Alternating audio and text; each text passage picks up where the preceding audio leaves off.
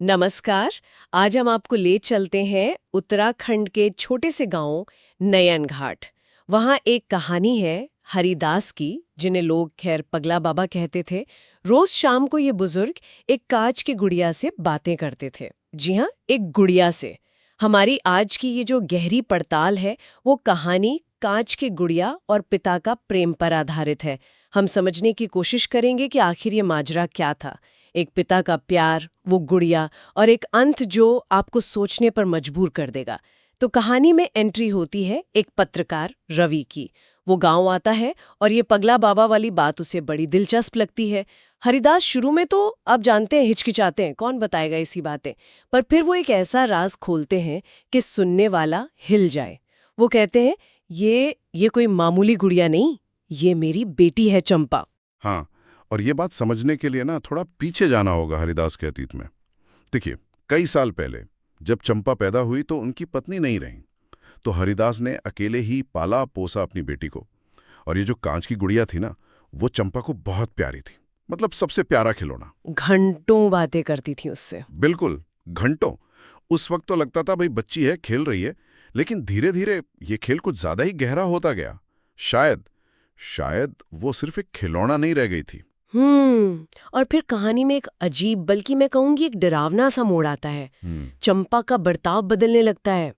रात में अचानक चीखने लगती थी और हरिदास बताते थे कि उन्हें लगता था जैसे वो गुड़िया अपने आप हिल रही है, थोड़ी खिसक जाती है अपनी जगह से। हाँ, ये बहुत अजीब था। डॉक्टर क्या कहते थे? डॉक्टरों ने तो कहा कि शायद मानसिक तनाव है या कोई अस्थिरता, पर हरिदास का दिल नहीं माना।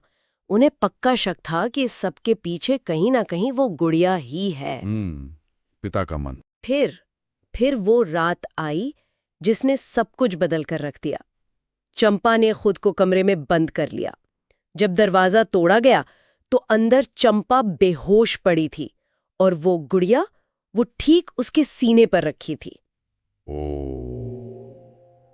तो यहां सवाल उठता है, क्या ये सचमुच कोई अनदेखी ताकत थी, जिसे कुछ लोग आत्मिक बंधन कहते हैं, कि आत्मा किसी चीज से जुड़ जाए, या फिर ये बस गहरे दुख और अकेलेपन का भयानक नतीजा था?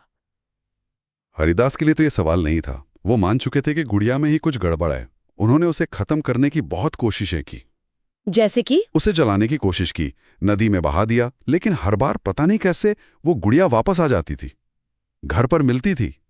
बहुत ही रहस्यमय बात थी ये। और चंपा की मौत के बाद? चंपा की मौत के बाद हरिदास गांव छोड़कर चले गए थे, बिल्कुल टूट गए थे। पर कहते हैं एक रात उनके सपने में चंपा आई और उसने कहा, पापा मैं अब भी उसी गुड़िया में हूं, मुझे आजाद करो। बस इसी सपने ने हरिदास को वापस गांव खींच लिया। अच्छा, तो इसलिए वो रोज गुड़िया से बात करते थे? हाँ, इसी उम्मीद में कि बेटी को मुक्ति दिला सकें। वो उनकी रोज की रस्म बन गई थी। और वो पत्रकार रवि, उसका क्या हुआ? रवि भी इस कहानी में उलझ गया। उसने ठान लिया कि सच पता करके रहेगा। वो पंडितों से मिला, तांत्रिकों से बात की, यहां तक कि कुछ मनोवैज्ञानिकों, तर्कशील लोगों से भी मिला। क्या पता चला? जवाब तो बड़े मिले जुले थे। कुछ ने कहा, हाँ भाई, ये पक्का आत्मिक बंधन है, आत्मा फंसी हुई है। दूसरी तरफ कुछ ने कहा कि ये सब हरिदास की मनस्थिति है, मतलब उनका दुख, उनका अकेलापन, वही उन्हें ये सब महसूस करवा रहा है। कोई साफ जवाब नहीं। तो फिर रवि ने क्या किया? कोई तो रास्ता निकाला होगा। रवि ने एक आखिरी कोशिश की। उसने गांव के पुराने शमशान घाट पर, वहीं जहां चंपा का अंतिम संस्कार हुआ था, एक खास पूजा रखवाई।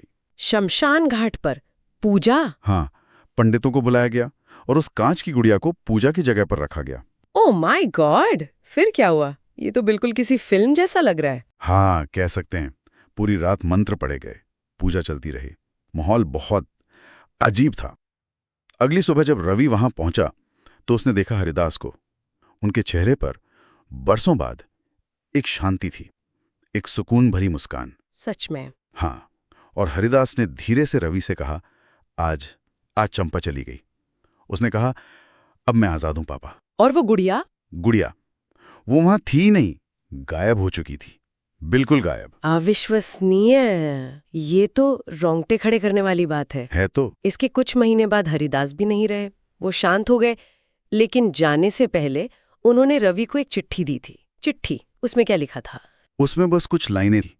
लिखा था, जब रिश्ता सच्चा हो तो आत्मा भी मोह में रुक जाती है, पर प्रेम और सच्ची प्रार्थना वो उसे मुक्ति का मार्ग दिखा सकती है। वाह। रवि ने बाद में इस पूरी कहानी पर एक डॉक्यूमेंट्री भी बनाई। नाम था गुड़िया में कैद आत्मा, एक पिता की आखिरी लड़ाई। लोगों ने क्या कहा?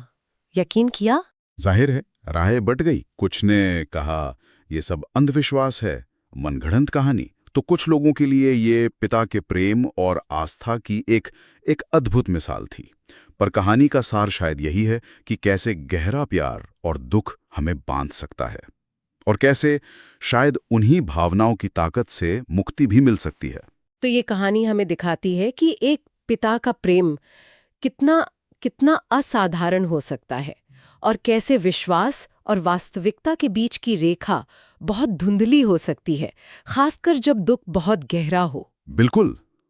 और ये हमें सोचने पर भी मजबूर करती है कि जब हम किसी अपने को खोने के इतने गहरे भावनात्मक सदमे से गुजरते हैं, तो हमारे लिए सच या वास्तविकता का मतलब क्या रह जाता है? क्या वाकई प्रेम और यादें इतने शक्तिशाली हो सकते हैं कि वो दुनिया के सामान्य नियमों से परे जाकर भी असर दिखा सकें? सोचने वाली बात है।